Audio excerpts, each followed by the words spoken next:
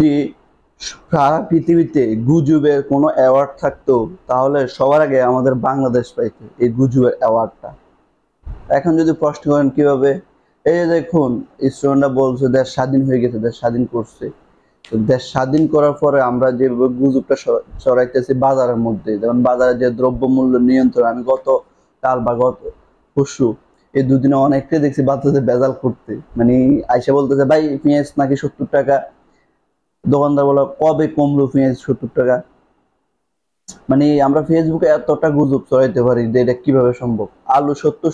আলু হচ্ছে 60 টাকা, 70 টাকা, সে আলু নিয়ে গেছে 40 টাকা। মানে ফেসবুক বাজার, এটা হচ্ছে ফেসবুক বাজারে অনেক কিছুর দাম কম। যেমন চিনি 130 টাকা হচ্ছে বাজারে, ফেসবুকে দিয়ে দিছে কত 90 টাকা না মানে 80 টাকা দিয়ে দিছে।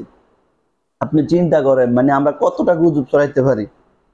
মানে এখনো তো আমাদের ওইরকম এত সেন্টিমিটার হয় না। যদি এগুলো দ্রব্যমূল্যের দাম কমতে ভাই, তাহলে তো অবশ্যই এরা খবরের মধ্যে সরকার দাম দিয়ে দিত, নির্ধারণ করে দিত বাজারে যে কি অবস্থা, কখন কি দাম কমছে কি কমবে না।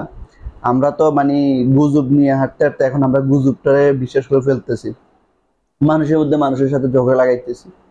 আমিও গতকালকে একজনের বলতেছি ভাই সবকিছুর দাম তো কমছে, হয়তো ফেসবুকে সবাই বলতেছে দাম কমছে দাম কমছে, সে কম দামে নিয়ে আসছে এই করছে।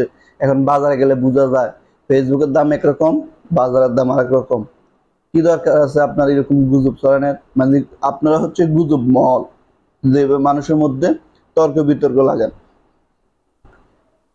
এই যারা এই গুজব মহল গুজব ছড়ায় তাদেরকে ধরে যদি মানে কিছু ঠান্ডা দেওয়া যেত, এপার উপর দিত, তাহলে আর তাদের থেকে এই গুজব গুলার বাইরে হইতো না। এগুলার কিছু দেওয়ার দরকার, যেরকম দিছে সাদাবাজ টাদাবাজ রে, ওদেরকেও কিছু দেওয়ার দরকার। যে আর কত গুজব ছড়াইবি, এবার তোদেরকে একটু ছড়াই না যে কিভাবে গুজব বন্ধ করতে হয়, কারণ এগুলো দিলে গুজব বন্ধ হয়ে যাবে।